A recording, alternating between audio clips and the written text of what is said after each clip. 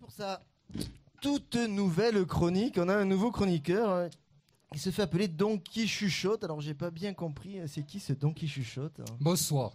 D'abord, je perçois, cher public et chers auditeurs, votre déception quant à l'absence du prophète des toilettes, mais rassurez-vous, il sera de retour parmi nous prochainement avant Pâques. Voilà. Avant la Pâques, ne vous inquiétez pas. Donc je me présente, moi on m'appelle Don, c'est le diminutif de Don qui chuchote. Mais mon nom complet c'est Don qui chuchote la vérité à l'oreille des moutons de Panurge. On m'appelle aussi Bébert. Alors, je suis un pote du prophète des chiottes, son premier disciple en vérité. Je fais partie aussi de l'équipe des Vengeurs musclés. Ceux qui écoutent avec leurs deux oreilles ont déjà entendu parler de Thor le redresseur, l'agent anti-système qui préconise le jus de grenade comme antioxydant. Enfin le jet de grenade, pardon. Donc, dans le groupe, nous avons également la chance de travailler avec Babytronic, la petite fille d'une super-héroïne de l'époque, Wonder Woman, la femme électrique. Oui. Alors, la spécialité de Babytronic, c'est le web. C'est la reine des cyberpunks, la princesse des crypto-anards. Elle danse sur la toile, invisible, incollable. Son message, écoutez bien, son message, depuis que les hommes ont des puces électroniques, les chiens ont davantage d'éthique. À méditer. Celle-là, elle va la déposer, celle-là.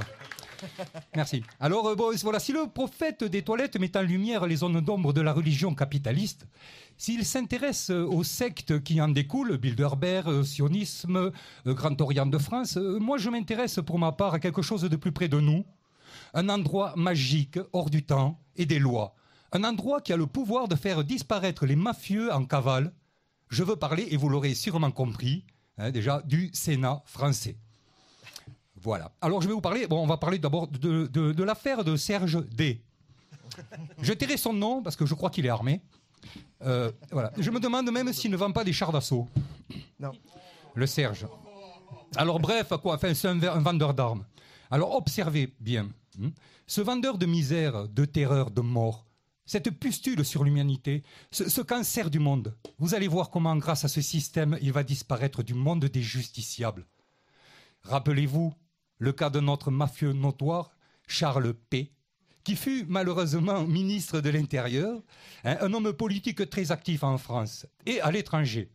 Alors, très actif, impliqué dans plusieurs affaires politico-financières, mise en examen, relaxé, recel d'abus, de biens sociaux. Alors, je vous les cite pas trop, mais Sofrémie, le pétrole contre nourriture en Irak, il s'est gavé à tous les râteliers.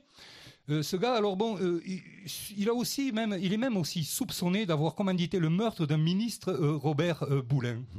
Alors, je tairai ce nom, donc, de ce Charles P., parce qu'aussi c'est un homme dangereux, comme son copain, Serge D. Alors, ce type a échappé à la justice maintes fois. Alors, un moment, ils ont failli le gauler, mais paf, il est devenu député européen. Et alors, dès qu'il est revenu en France, parce qu'il ne le supportait plus à Bruxelles, il s'était réfugié à l'étranger, mais il ne le supportait plus à Bruxelles, ils ont essayé de le gauler ici, les juges, et paf, il a intégré le Sénat français. Voilà le bon truc. Et donc, les affaires sont tombées sous le coup de la prescription.